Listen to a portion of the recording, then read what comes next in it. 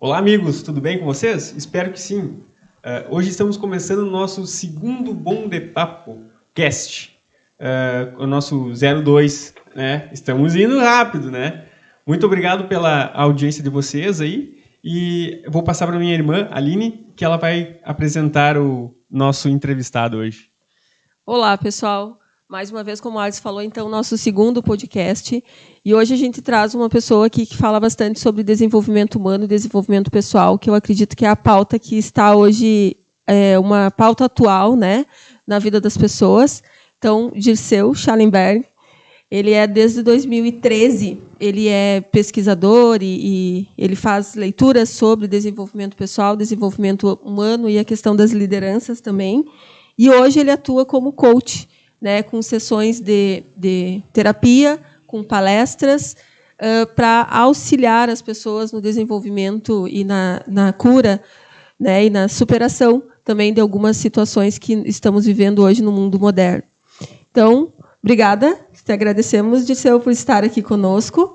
E eu quero que nós, né, falar um pouquinho sobre a tua atuação profissional. Assim, eu sei que tu não começou como coaching, né? Não comecei como coach. Primeiro, é um prazer estar aqui conversando com vocês. Eu comecei profissionalmente trabalhando como marceneiro em Santo Cristo com meu irmão, onde eu trabalhei por 16 anos. Então, durante esses 16 anos, eu trabalhei praticamente em todas as funções dentro da marcenaria. Então, eu me considerava um marceneiro completo.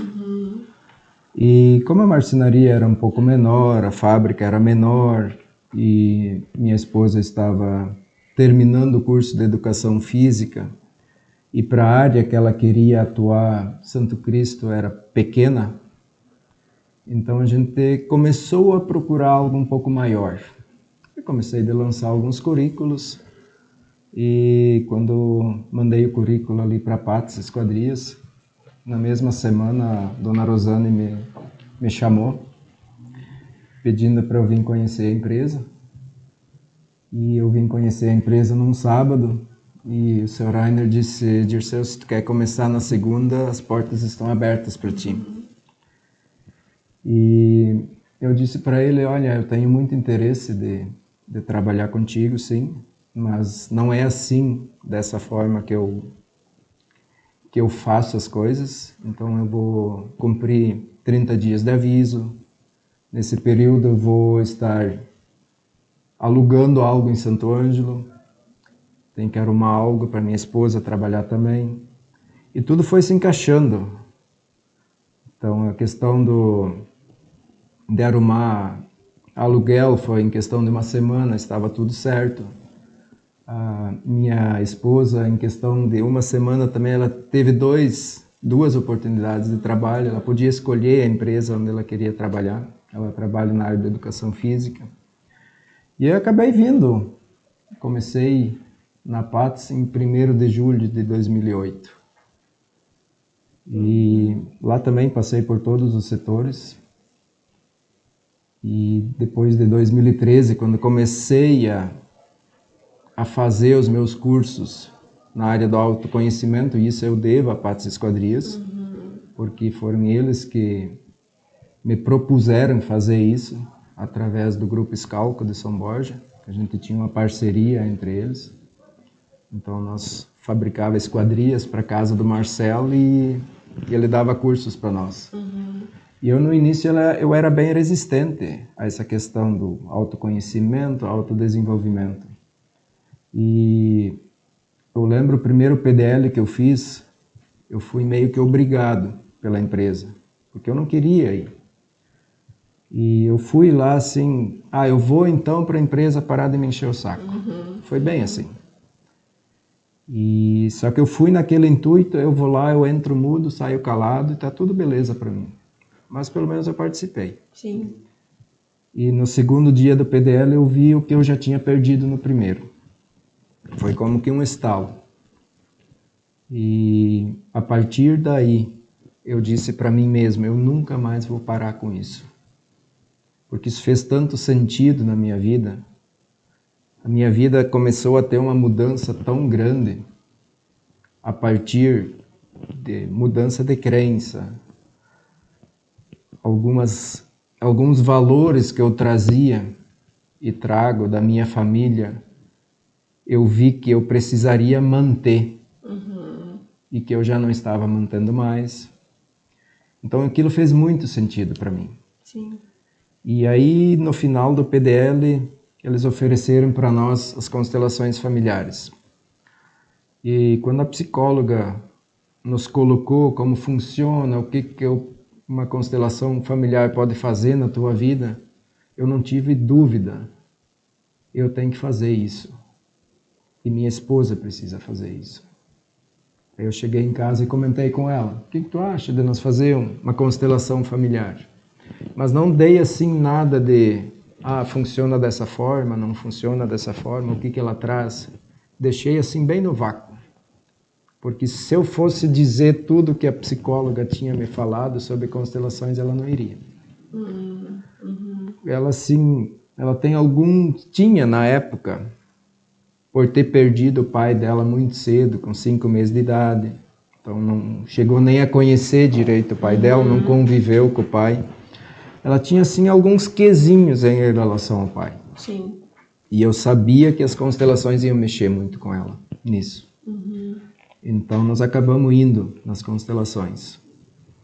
E no primeiro dia das constelações, ela de noite, que já tinha terminado, ela disse, olha, eu não vou fazer constelação nenhuma.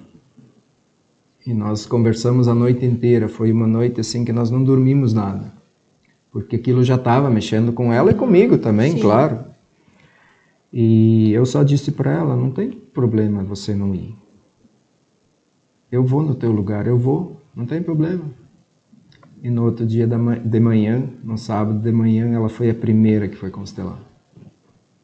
E foi uma constelação assim, para quem conhece um pouco das constelações, foi uma constelação de mais de 1 hora. Então aquilo transformou a vida dela e, consequentemente, a minha também. E a partir desse momento eu tive a vontade de fazer a formação. Aí surgiu a oportunidade em 2020, final de 2019, início de 2020, fiz a formação. E depois disso fiz faculdade de coach e desenvolvimento humano. E eu leio muito.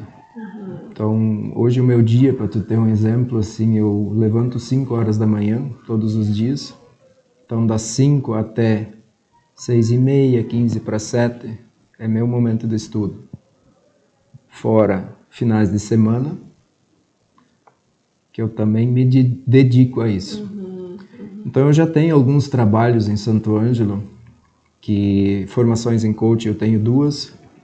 Eu fiz uma em 2017, 2016, fiz a minha primeira, que era um curso de formação. Depois fiz a faculdade.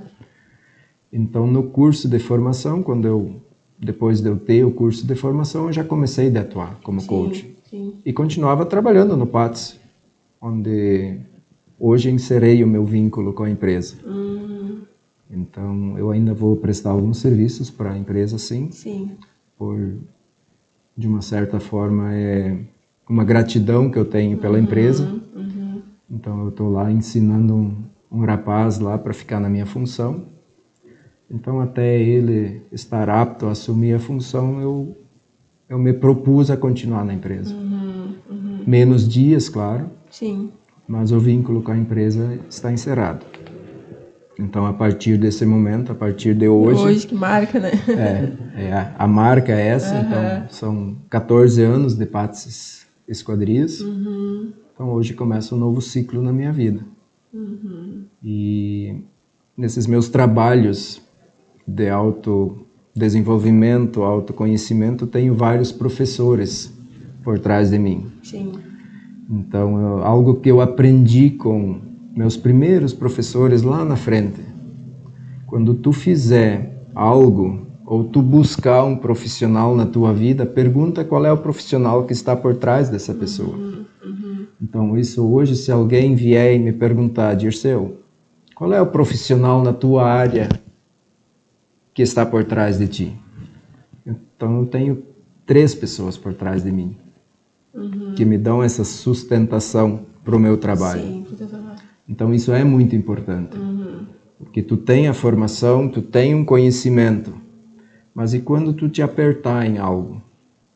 Porque a gente é humano. Claro. Então não é que a gente sabe tudo. Eu sempre digo, eu não sou mais do que ninguém que eu encontrar na rua. O que pode acontecer, e talvez seja isso mesmo, é que eu saiba algo diferente daquela pessoa. Sim. Mas não que eu não possa aprender com essa pessoa. Então, dessa forma também, quando eu tenho alguma dificuldade, eu vou até os meus professores e eles estão lá para me ajudar nisso. Então, eu tenho um dos meus professores, que é o Francisco. A gente tem mentoria todas as segundas-feiras. Então está sendo um trabalho assim maravilhoso. Ele vem me dando esse suporte, e muito dessa minha decisão de deixar a empresa, de começar a atuar só nessa área do autodesenvolvimento, eu devo a ele. Porque ele sempre dizia, não, tu não pode ficar. Não tem como tu ficar. E eu já tinha essa vontade de deixar a empresa no início da pandemia. Isso já era para ter acontecido.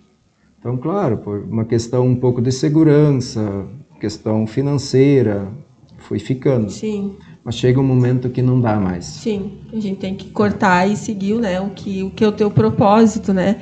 E ali, quando tu estava falando sobre a questão de que foi difícil para ti no início, né, ir nos cursos, né, que a empresa promove, assim, eu vejo que as pessoas têm muita resistência desse autodesenvolvimento, né? Esses dias eu li uma frase que crescer dói, né, e mudar Exato. também dói. Então, as pessoas hoje elas não querem passar por algumas transformações que são necessárias, né, para que o futuro venha acontecer outras, assim como essa tua decisão que tu tomou hoje, né? Hoje não, mas já vinha, né, Sim. preparando.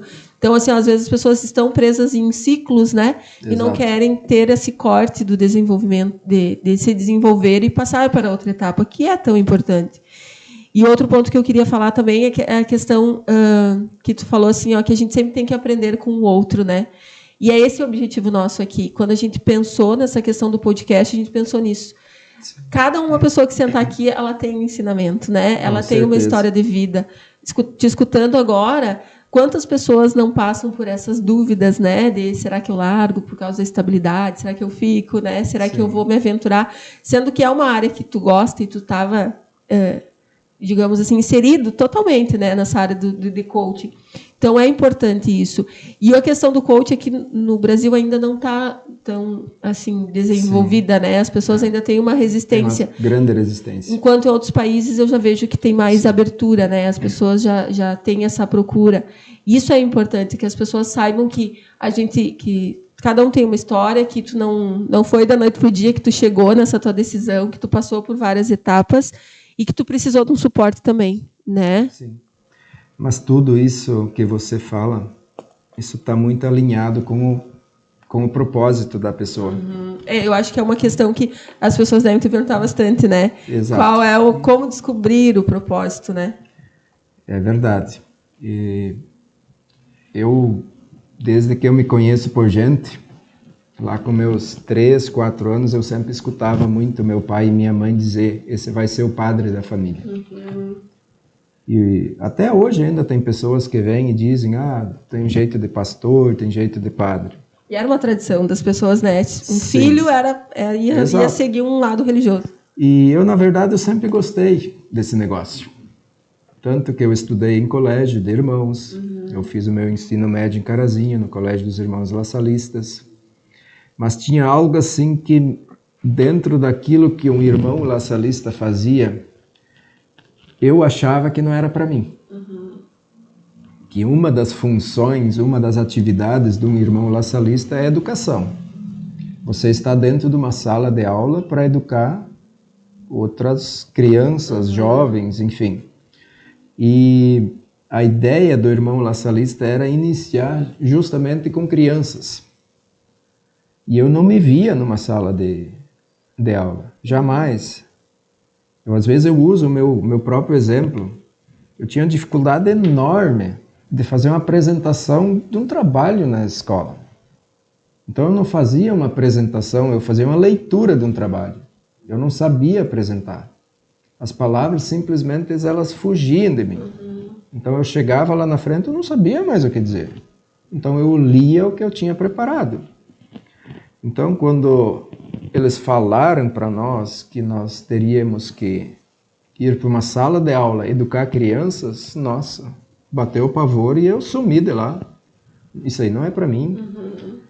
E aí quando eu voltei para Santo Cristo, comecei a trabalhar lá com meu irmão, a comunidade começou a me chamar. Então, por eu ter estudado num colégio religioso, então a gente tinha estudo bíblico, tinha um conhecimento diferenciado. Então eu era dirigente de culto, eu fui dirigente de liturgia, eu era catequista, fui coordenador da comunidade. Eu fazia de um tudo dentro daquela comunidade. E aí, inclusive, tinha um relacionamento muito bom com alguns padres de lá. E quando veio essa oportunidade de vir para Santo Ângelo, fui me despedir do padre Eugênio, que era o pároco lá de Santo Cristo. E ele disse, eu vou te recomendar em Santo Ângelo. Tu não pode ficar sem comunidade. E aí, quando chegamos aqui, fui me apresentar ao padre Rosalvo na catedral.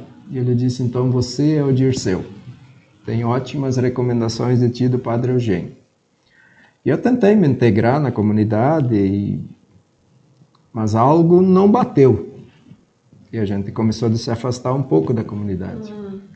Mas sempre naquela, assim, não, mas eu gosto de fazer isso. E aí que começou a surgir a questão do autoconhecimento. De eu começar de aprender, de buscar. E depois que tu começa um processo no autoconhecimento, tu não para mais. É sem volta, né? Não tem volta. Algo assim que um dos meus professores sempre diz, isso é um caminho que tem um começo, tem um meio, mas nunca vai ter um fim. Então é pro resto da vida. Então quando você começa a se conhecer, muitas coisas começam a se ligar. É como tu pegar um pontinho e tu vai ligando um pontinho com outro e tu vai formando algo aí. E eu comecei a fazer isso também. E aí aquilo que já não fazia sentido lá atrás, de estar na frente de pessoas, ensinando pessoas, começou a fazer sentido. E aí uma preparação. Exatamente. Então um dos meus grandes mentores que eu tenho, que é um americano, chamado Miles Monroe. Ele diz assim para nós, algo que você odeia, ou que você odiou lá atrás, na tua infância, tenha muito cuidado. Muito provavelmente isso seja o teu propósito. Então isso fez muito sentido para mim. O fato de eu não querer estar na frente de pessoas, de não estar educando outras pessoas, ensinando outras pessoas, era meu propósito. Hoje faz sentido para mim. Então, tem pessoas que descobrem esse propósito muito cedo. Outras pessoas têm 70, 80, 60 anos e não sabem. Então, esse mesmo mentor meu, ele diz que tem 5 perguntas que um ser humano obrigatoriamente precisa responder. Porque essas 5 perguntas, elas são responsáveis por tudo que acontece na minha vida, na tua vida. É responsável por tudo que acontece na sociedade. Elas, inclusive, são responsáveis pelo que acontece na economia de um país. Então, ele diz que essas 5 perguntas, elas são responsáveis e guiam 6,7 bilhões de pessoas no planeta. Então as perguntas são poderosas. E a primeira pergunta, quem eu sou? É uma pergunta difícil para responder. Porque a gente sempre olha o outro, né? E esquece de olhar para a gente. Eu, nos meus trabalhos, normalmente, quando estou à frente de um cliente meu, eu peço para essa pessoa citar um grande amigo ou uma grande amiga. E quando ela me cita a pessoa, eu pergunto para ela, me diz 10 pontos fortes dessa pessoa. Isso é muito fácil. E aí em seguida eu pergunto, agora você me diz 10 pontos fortes teus. 3, 4 e não passa disso. Quando muito, 5. Então é fácil eu enxergar qualidade nos outros, mas eu não enxergo em mim. Então por isso a pergunta tão importante, quem eu sou? Se nos for para a segunda pergunta, de onde eu venho? Ela também é uma pergunta difícil, porque ela tem muito a ver com a fonte. Porque se nós olharmos o contexto, quanto que se estuda, os cientistas tentando dizer que nós viemos do macaco. Quando tu olha um pouco para a palavra de Deus, ela nos diz que é diferente. Então, de onde é que eu venho de verdade? E quando tu começa a te conhecer, quando tu te abre para isso, tu não tem mais dúvida. Tu sabe que tu é filho de Deus. Sim. Identidade, né? É uma identidade tua. A terceira, que tem muito a ver com propósito. Por que eu estou aqui? Qual é o meu talento? O que eu faço de bom que seja um diferencial na minha vida e na vida das outras pessoas? Então é uma pergunta que a gente precisa saber. A gente precisa saber qual é o nosso propósito. Uma quarta pergunta, o que eu posso fazer? Isso tem a ver com as nossas habilidades. No que eu sou bom mesmo? O que eu faço de excelente? Que não esteja na média, mas que esteja acima da média. E a quinta pergunta, para onde que eu vou? Isso tem a ver com destino. O que vai acontecer comigo depois que eu me for daqui? Depois que eu morrer, para onde que eu vou? É uma clareza, né? Tem que ter aquela clareza. Exato. Do agora e do que vai ser projetado, né? Então, dentro do autoconhecimento, você precisa obrigatoriamente responder essas 5 questões. Porque se tu não sabe quem tu é, se tu não sabe de onde tu vem, se tu não sabe por que você está aqui, se tu não sabe o que você pode fazer, quais são as tuas habilidades e para onde você vai, você simplesmente está vivendo uma experiência na tua vida. É isso que o Miles nos diz. Que aí você está fazendo uma experiência nessa terra. Não está realmente vivendo aquilo que veio para viver. Exato. E isso é muito pequeno. Sim. Já nos dizia, e ainda nos diz Mário Sérgio Cortella, a vida é muito curta para ser pequena. Exatamente. Não dá para só viver o mais ou menos. Não dá para só fazer algo, vamos ver o que vai acontecer. Então, algo que eu sempre falava para a minha equipe de trabalho que eu coordenava lá na PATS. Se tem que fazer algo, faça bem feito. Primeiro, eu não vou fazer esse bem feito pela empresa, mas eu vou fazer pelo cliente, eu olho mais à frente. Sim, sim. Então, quando eu estou ajudando uma pessoa, claro que eu cobro um valor para ajudar essa pessoa, mas eu não estou ajudando essa pessoa por causa do valor. O dinheiro, ele vem a ser uma consequência daquilo que você faz. Sim. Então, na tua vida profissional também. Se tu pegar 10 pessoas, 10 trabalhadores, e tu perguntar para eles por que eles estão trabalhando, muito provavelmente 9 vão te responder, porque eu preciso do dinheiro no final do mês. Isso é muito pouco. Sim. Se tu vai analisar, isso não é nada. Isso não é nada. Mas se você trabalha por causa de um propósito, aí muda tudo. Tu vira a chave. Aí começa a fazer sentido para ti. Eu não tenho nada, absolutamente nada contra as pessoas que fazem concurso. Mas quando eu fiz a formação em coaching, Nosso professor, nosso último encontro, ele chegou e disse, eu fiz um levantamento dos municípios de onde vocês vêm, porque nos era de todo o estado, para fazer um levantamento de nichos de mercado para vocês atuarem. Quando ele chegou até mim, ele disse, Santo Ângelo é a capital do concurso público. É um nicho de trabalho, de mercado, diz ele, excelente para tu atuar. E eu disse para ele, eu te agradeço, mas vai ser um nicho de trabalho. Se vier até mim, eu atendo sem problema nenhum, mas que eu não vou buscar. Porque essas pessoas não estão trabalhando no propósito delas. Elas estão querendo estabilidade. Então depois essas pessoas vão me atender. E muitas delas atendem mal. Não são todas, Sim, é claro. Porque tem pessoas que estão lá e transformam aquilo num propósito. Sim, e aí está tudo certo. Tudo certo. Mas tem uma boa parte que está lá pela estabilidade. E isso é muito pouco. Isso é muito pouco. Porque uma das coisas assim que, quando nas quartas-feiras eu tenho um grupo de estudos, a gente se reúne todas as quartas-feiras e estuda um tema. E algo que eu sempre falo para o meu grupo, o amanhã tu ainda não sabe como é que vai ser.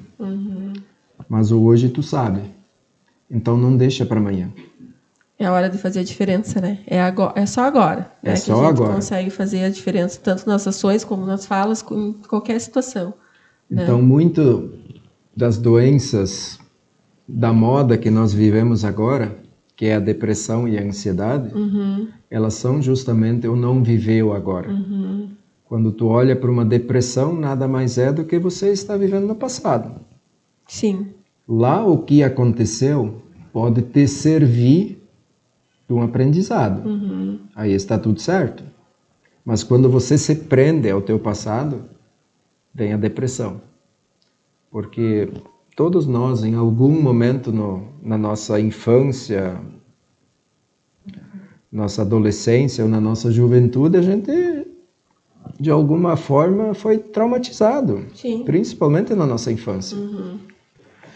Então, o trauma em si, na verdade, ele não é o problema. O problema é o que você faz com aquilo que te aconteceu, com esse teu trauma. Então, esse sim é um problema. Então, é dali que vem muitas das nossas crenças. Sim. Que a gente pode ressignificar. Que a gente tem essa capacidade, depois de adulto, quando você tem uma ciência diferente sobre aquilo, quando você olha para aquilo que te aconteceu de uma outra forma, você ressignifica isso. Porque não existe nada na nossa vida que nos aconteça que eu não possa tirar algo de bom. Aproveito. Sempre tem. Das maiores tragédias que nós já vivemos, nós conseguimos tirar algo de bom.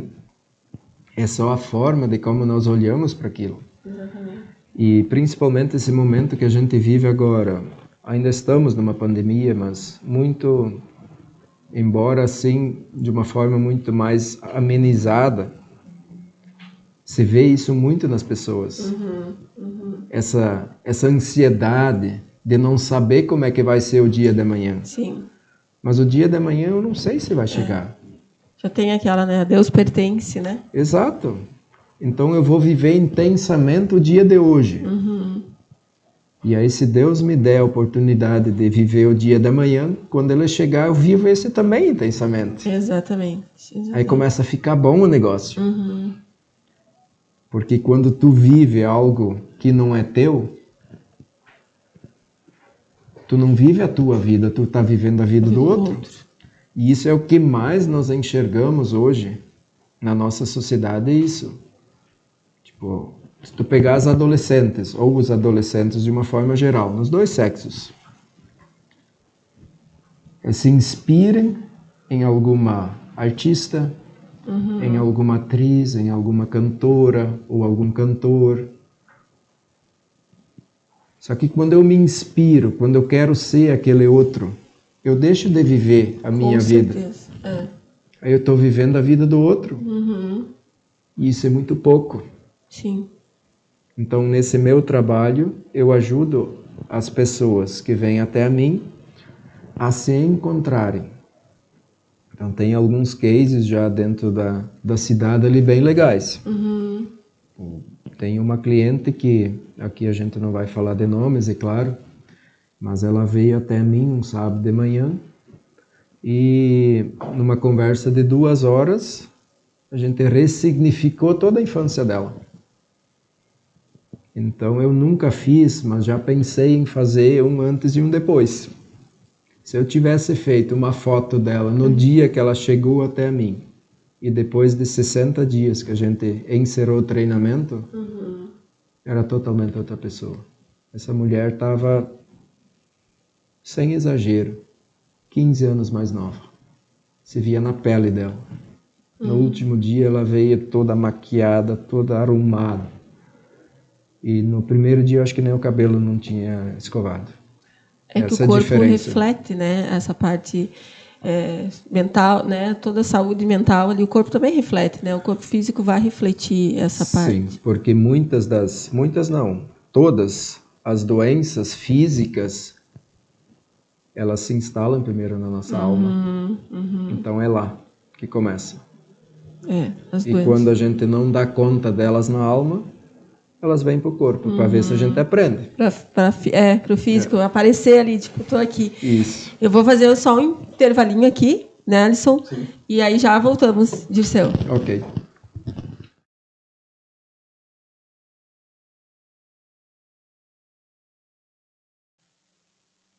Olá, pessoal. Estamos voltando do nosso intervalinho e vamos agradecer aos nossos apoiadores, né? A Fundacan, né? A Rádio Com FM 98.5, né? Que está cedendo espaço para nós aqui, né?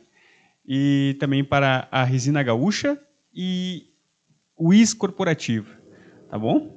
Agora eu vou tomar conta aqui das perguntas também, porque a Aline está falando muito. Voltando. E eu quero fazer uma pergunta para o senhor, como que as pessoas... sobre ansiedade, como é que o senhor consegue fazer o pessoal entrar numa... como eu posso explicar? Como faz o pessoal conviver com essa... consegue tirar, né? Não num aspecto muito... que o senhor faz, qual a sua técnica, né? Sim. Mas como o senhor consegue fazer o pessoal lidar com esse tipo de crises, né? Que agora, ultimamente, até com a própria pandemia, né? Como eu acho que o senhor citou antes, isso é meio... O pessoal ainda, né? Sofre com esse tipo de crises, né? A primeira coisa que precisa é você aceitar que você está com crise de ansiedade. Porque enquanto você estiver lutando e não aceitando que você está com ansiedade, você não aceita ela. E tudo que você não aceita, você não elimina. Então esse é o primeiro passo. Chegar e dizer, não, realmente eu estou com crise de ansiedade e ponto. E a partir daí, você começa a tratar isso. Claro que tem casos que precisa entrar medicação. Precisa. E não é o coach que vai prescrever. Vai ter um médico por trás dessa pessoa. Mas a ansiedade, ela é psicológica. Então você aprende a conviver com ela nesse período, onde você faz essa aceitação dela. E você volta a viver no teu presente, porque a ansiedade nada mais é do que você estar vivendo fora do teu tempo, você está se preocupando lá no futuro que tu ainda não sabe o que vai acontecer. Então, a ideia é trazer essa pessoa para o aqui e agora. E uma técnica que eu uso, não tenho problema nenhum de revelar isso aqui, porque é muito simples, a pessoa pode fazer em casa. Se ela não sabe como fazer, pode pesquisar. Google te ajuda. É a meditação. É você começar a meditar. E a meditação Zazen é a mais indicada para isso. Onde você nada mais faz do que sentar em um ambiente onde você se sente seguro, confortável, e você tenta eliminar totalmente os seus pensamentos. Então isso no início é extremamente difícil. Isso te demanda 20 a 30 dias para você começar a entrar no clima da meditação. E você vai começar a ter resultado depois de 40, 45 dias. Isso não é para ontem. Então muitas pessoas começam uma meditação, a própria yoga é muito bom para isso também. Como não tem o resultado imediato, então para. Só que a meditação, a própria yoga, é a longo prazo. Então as pessoas às vezes vêm até mim, dizem, Dirceu, mas eu não consigo, o pensamento ele vem. Não tem problema ele vir. Ele vem, você aceita ele e aí você elimina ele. E aí como é que você faz para você tentar eliminar o pensamento? Você presta atenção em algum ruído do ambiente. Daqui a pouco você está na sala, tem algum barulhinho, porque o ideal é fazer isso de madrugada, onde tu ainda escuta a natureza. É muito legal isso. Você prestar atenção na natureza. O chiadinho que tem, a própria respiração tua, você se concentrar totalmente na tua respiração. E aí tu elimina o pensamento. Eu tenho clientes que estão por eliminar a ansiedade com meditação. Meditação, claro, algumas conversas dentro da mentoria que eu presto para eles. É um processo, né? É um processo, com certeza. Então, dentro do meu trabalho de coaching, mentor, a gente usa ferramentas para essa pessoa começar a também entender o porquê dessa ansiedade. Porque se ela está com essa ansiedade, é porque isso também está tentando trazer algum aprendizado para essa pessoa. E essa pessoa precisa saber qual é esse aprendizado. No momento que ela sabe e aprendeu o que era para aprender, você elimina. Muito embora, volto a dizer, lá no início, dependendo do estágio, você precisa da medicação. Mas 60 dias de meditação, fazendo um treinamento, que pode ser comigo como pode ser com outro profissional, vai eliminar. Em 60 dias você tem uma melhora significativa. É interessante isso, porque a gente vê hoje crianças, né, com crises fortes de ansiedade, assim, e não conseguem, a gente fala controlar as emoções, não consegue lidar com aquilo que está dentro delas, assim, né? Claro que isso sempre existiu, né? Sim. Só que com a pandemia agravou muito, né, essa parte, e até porque as pessoas ficaram expostas, eu acredito, muito na frente da mídia, da televisão, Sim. do computador, enfim, do celular, né? Que hoje celular muito forte. Então as pessoas ficaram mais sujeitas a essas informações e passa isso, né? A mídia, querendo ou não, ela aumenta muitas vezes a informação para chamar a atenção, mas isso afeta diretamente as pessoas. Né? Sim. E a ansiedade ela está vinculada diretamente ao medo. Então, por questão da pandemia, muito nos foi trazido essa questão do medo da doença. Enquanto, ao meu ver, se tivessem nos ensinado a conviver com ela, talvez o resultado teria sido diferente. Porque hoje a gente vê na sociedade em geral, e tem pessoas que me procuram justamente por causa daquilo que escutavam, daquilo que viam. Então a gente sabe que a mídia, no geral, ela nos apresenta algo que para ela é interessante. Sim. E nem sempre aquilo é 100% a verdade. E aí entra novamente, eu volto de novo nessa questão de você se conhecer e você se autoconhecer, porque aí você também consegue filtrar isso. De você saber que daqui a pouco aquele programa já não é tão interessante para mim. Eu busco informações de outra forma. Eu faz, no mínimo, uns 4 anos que eu não assisto um jornal nacional. E não que eu seja desatualizado. Então, a minha questão em relação ao Covid, à pandemia, eu ia buscar através de médicos. Então, eu tinha informação de médicos em relação a ela.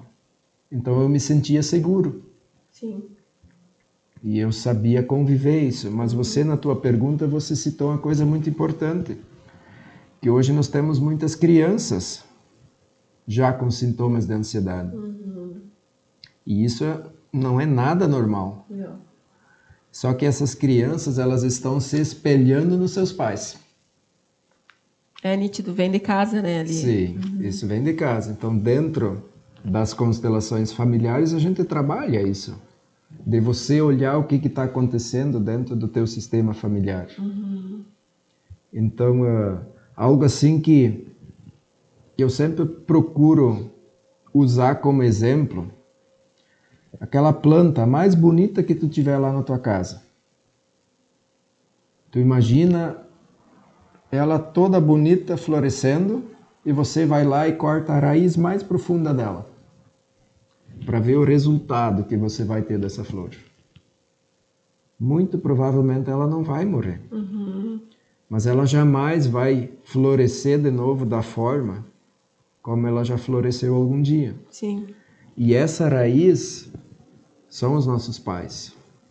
É dali que vem a nossa energia. Então, se uma criança está com ansiedade, pode trazer os pais. O problema não está na criança. Nunca está na criança. Está nos pais. É os pais que não estão a lidar com algo e aí transferem isso para a criança. Porque a criança, ela é toda inocente. Sim. Ela enxerga o pai ou está escutando algo na TV, ou enfim. Ela não sabe processar isso ainda. Mas o adulto deveria saber. Então, se ele não sabe, então ele vai procurar uma ajuda para saber processar isso. Mas a criança nunca é problema. Então, eu tenho uma adolescente que eu vou começar a atender segunda-feira. A nossa primeira conversa não é com adolescente. Chamei os pais. Porque eu já sei que aquilo, do pouco que nós conversamos com o pai e com a mãe, eu já sei onde é que está o problema. Então, pode ir lá. O problema, ele nunca está na criança. A criança pode estar com o problema, mas ele está com o problema por influência dos pais ou dos adultos que convivem com essa criança. Então, às vezes, até são os avós, são os tios, são os padrinhos, enfim. Sim. Mas nunca a criança é o problema. A criança está com o problema. Isso é diferente. Sim. E puxando esse assunto, a gente tem mais uma pergunta, né? Qual que é, então, já que eu falo demais?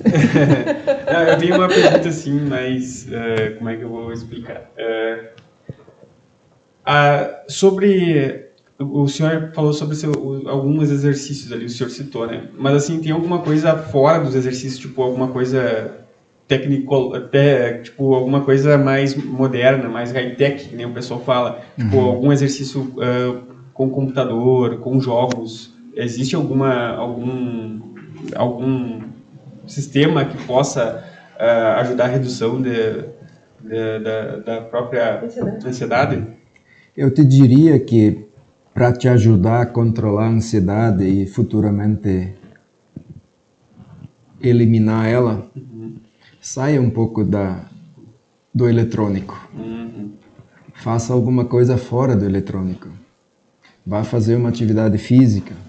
Se tu tem a oportunidade de trabalhar numa terra, de você plantar uma flor, de você fazer qualquer coisa no teu jardim em casa, de você daqui a pouco cultivar uma horta, nem que seja em canteiros, que a gente sabe que isso é possível. Mas o fato de você estar mexendo com a terra te ajuda muito mais do que um jogo. Porque no jogo, muito provavelmente, você vai aumentar a tua dose de ansiedade. Sim. Porque tu vai estar lá naquela ansiedade de daqui a pouco eu gostaria de ganhar o jogo também. Porque ninguém entra num jogo para perder. Então tu vai, em vez de estar eliminando ou ajudando a controlar a tua ansiedade, você vai estar aumentando ela. Então as atividades externas são mais indicadas do que você daqui a pouco ficar em casa e estar na frente de um computador, na frente de um celular, buscando algum jogo nesse sentido. Essa pergunta que o Alisson fez, assim, as pessoas trazem muito isso. Eu cheguei do trabalho, aí eu vou sentar na frente da TV para relaxar a mente, né? Tô cansado, eu vou jogar para relaxar minha mente. E, na verdade, não está relaxando, né? Tá só, como você falou, sobrecarregando a mente, né?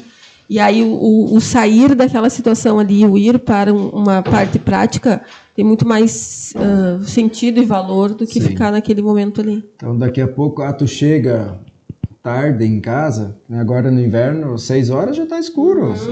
Então, tu não tem mais... Tá fuçando na horta ou tá fazendo algum trabalho no teu pomar. Tu não vai fazer isso, mesmo por uma questão de saúde também, por causa do frio. Mas aí tem outras possibilidades. Tem tanto filme bom. Hoje, eu acho que 90% das famílias assinam uma Netflix, uma Amazon ou algo parecido. Então tem muito filme bom aí. Tem muito livro para te ler. Então esse ano eu entrei num treinamento 1º de janeiro e me propus a ler esse ano 35 livros. Então é um livro a cada semana e pouquinho. E não são livros finos. Pequenos. Tem livro de 300, 400 páginas. Então tu toca. Então tu busca fazer algo diferente. A maioria das famílias tem crianças em casa. Por que não sentar no chão com as crianças, brincar com essas crianças? Por que não sentar em casa, trocar uma ideia com a esposa, com o marido? Fazer um projeto de vida dos dois, que a maioria não tem. Então se vive assim, simplesmente, vamos ver o que acontece. Sim. Até, me corrija se eu estiver errado, acho que até é uma questão de cozinhar, fazer uma comida, colocar a família junto ali, né? Exatamente. É um momento de distração, de relaxamento. As atividades em família, elas são extremamente importantes. Porque hoje nós estamos muito no individual, é cada um por si. Mas a gente que tem família sabe o valor que ela tem. Então você fazer algo, eu lá em casa... Domingos é o dia que eu estou na cozinha, que eu gosto. Então tá a filha junto de 5 anos de idade, tá o meu menino junto com 11 anos de idade. Eles estão aí, ajudando, e eles adoram. Se é para fazer uma massa e eles puderem ajudar a mexer, nossa, é a felicidade deles. Então é esse momento que eu consigo tirar eles do computador, que eu consigo tirar eles da frente da TV, eu tiro eles na frente do celular, porque eu ofereço para eles algo diferente.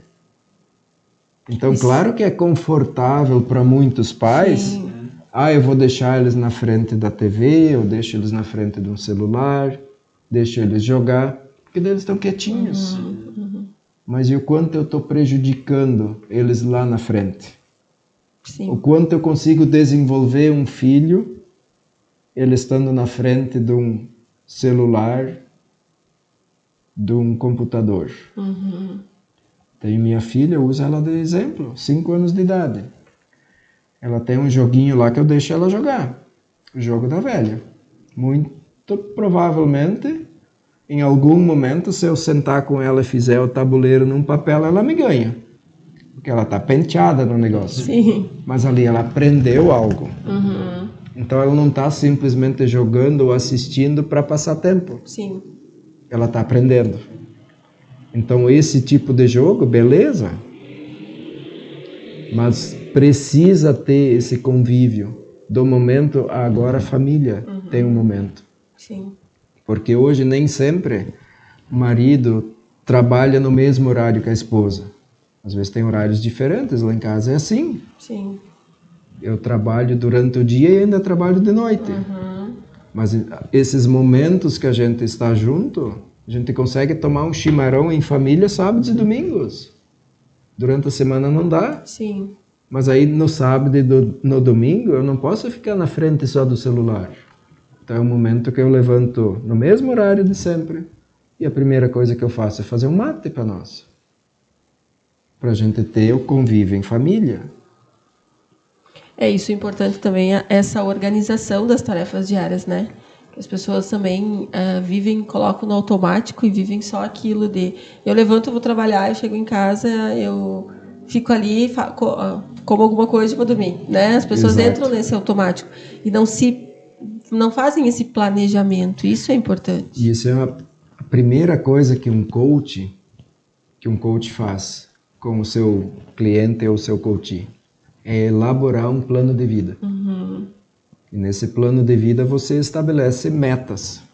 Metas claras e específicas para aquilo que você quer. Então você vai colocar uma meta para a tua vida profissional. Sim. Você vai colocar uma meta para a tua vida pessoal. Para a tua vida familiar, para o teu lazer.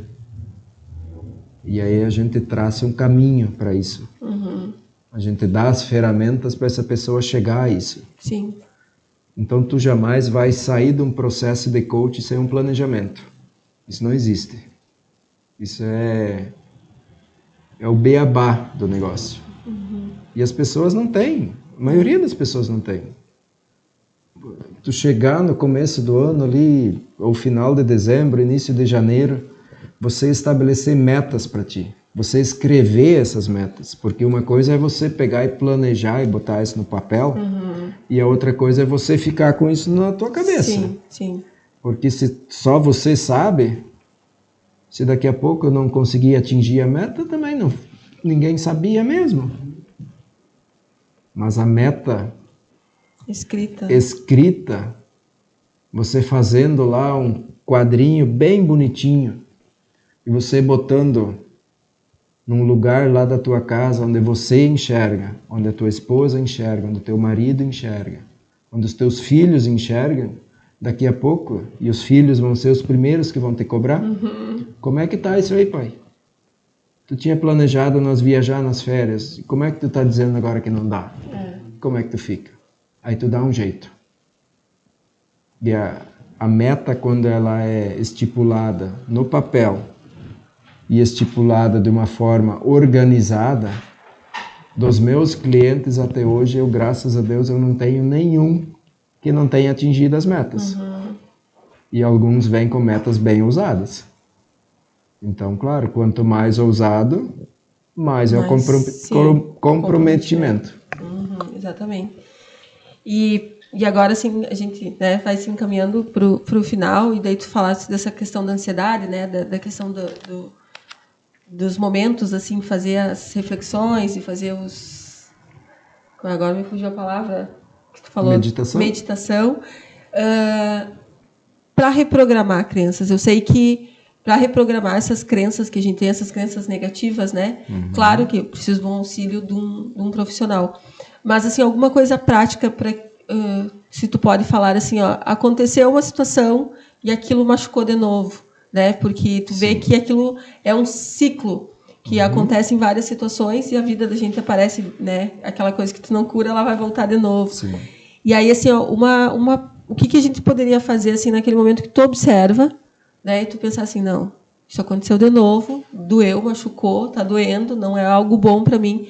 O que eu posso fazer em função disso, né? Sim. Uma das coisas assim que é extremamente importante em relação à crença é você saber de onde é que ela veio. Uma das que eu acho que praticamente todas as pessoas têm é em relação a dinheiro. A gente escutava de pequeno, dinheiro é sujo. Não dá em árvore. Que você precisa trabalhar muito para ganhar dinheiro. Que as pessoas que têm muito dinheiro normalmente elas conseguem isso de forma desonesta. Então, o que acontece na mente de uma criança quando ela escuta isso? Eu não quero ter. Porque se é sujo, se tem que ser desonesto, e a criança ela é pura, então eu prefiro não ter. Mas quando tu chega na tua vida adulta, você percebe que não, dinheiro ele é importante. Você precisa ter. Você precisa para tudo. Então você começa a pensar isso de uma outra forma. E a primeira forma é você aceitar que aquilo que os teus pais falaram para ti lá, que dinheiro era sujo, que dinheiro não dá em árvore, que precisa trabalhar muito, que isso era coisa deles. Essa crença não é tua. Essa crença é dos teus pais, daquelas pessoas que falavam isso para ti. Então tu deixa isso com eles. E uma das formas assim que eu gosto muito é você, quando você deita de noite, algumas pessoas têm o hábito da oração de noite, você fechar os teus olhos e você visualizar essas pessoas que falaram isso para ti e você aceitar isso. Não, eu aceito que você fale isso, porque essa é a tua crença, mas eu deixo ela contigo. Você devolve a crença para a pessoa. Aí você se liberta dela. Então essa importância de você saber da onde que ela vem. Em que momento na tua vida surgiu essa crença? E aí você devolve isso. E aí você se reprograma. Dentro da PNL existem umas ferramentas muito legais de reprogramação. E uma delas é essa ferramenta, de você devolver. Sim. Simplesmente devolve, porque ela não é tua. Porque você veio ao mundo, quando você pega uma criança recém-nascida, tu olha para aquele serzinho, é tão puro, ele não vem com crença. Sim. Não vem com nada. É o adulto que vai colocando isso dentro da criança. Então, essa criança, depois de adulta, ela devolve isso. Sim, sim. Porque não é dela. Então, quando tu devolve isso para os adultos e pensa isso de outra forma, você começa a gostar do dinheiro, por exemplo, que é o exemplo que nós usamos aqui, o dinheiro começa a vir na tua vida. E ele vem de forma natural. Sim. Você não precisa estar se esforçando. Aí tu vai perceber que não precisa de tanto esforço assim. Precisa de um esforço, mas não é tudo aquele. Sim. Então não é tão difícil, claro, que depende da tua crença. Tem crenças que são muito fáceis de você reprogramar. Tem algumas que demandam um pouco mais. Por que demanda mais? Porque a pessoa tem uma certa dificuldade de aceitar. Por isso que a primeira coisa é a aceitação. Sim. Aceita ela. Ela até ali ela foi importante. Depois aquilo ali não... Depois isso parece que já não faz mais Sim, sentido para ti. Sim.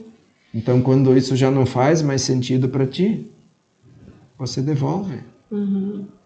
É essa questão que tu falou, imaginar, né? Só para nós fechar aqui a ideia.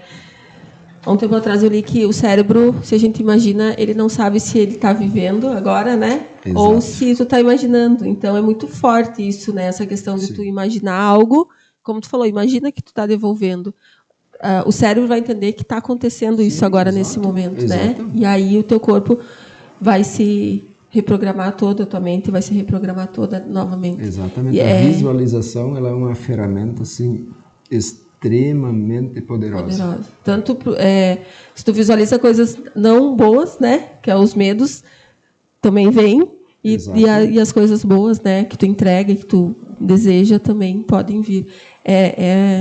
Essa questão da reprogramação, né, é muito muito interessante. É um assunto que a gente ficaria a noite, né, noite, o dia, a tarde, todo dia aqui falando sobre. Então eu vou te agradecer, Dirceu, né? Vamos marcar mais a parte 2 que a gente fala aqui, né? Que a gente tem muito assunto ainda para falar. Então eu vou te agradecer e a gente queria saber como é que a gente te encontra nas redes sociais.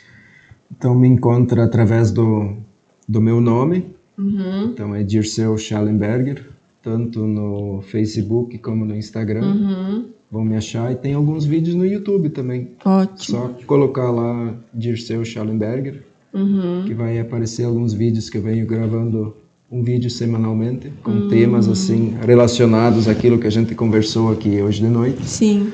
E agradeço também a oportunidade de estar aqui conversando com você, sempre é legal. Algo que eu venho aprendendo assim com os meus professores, que o conhecimento que a gente adquire no decorrer da nossa vida, ele precisa ser transbordado. Então aqui foi um transbordo hoje de noite. Sim, com certeza. Então aqui a gente vai transbordando conhecimento e, modéstia à parte, tem conhecimento aí sim.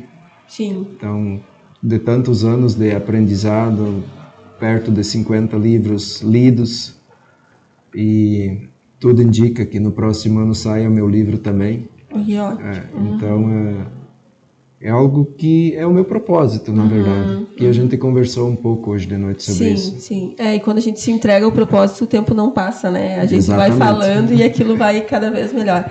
Então, te agradeço mais uma vez. Então, vamos deixar para a parte 2 para te vir contar um pouquinho sobre os teus projetos que estão aí, que a gente já tinha falado antes. Tem mais coisa vindo por aí. Tem mais coisa vindo por aí, sim. E é uma coisa assim, ó, como a gente falou, às vezes a gente vê na mídia, vê nas redes sociais, algo que está longe. E aqui não, a gente tem profissionais em Santo Ângelo que desenvolvem, né, para Santo Ângelo e para a região. Sim. Então, te agradeço mais uma vez. Finalizamos agora. Vamos finalizar? Obrigado. Então tá, pessoal. Muito obrigado. Até a próxima.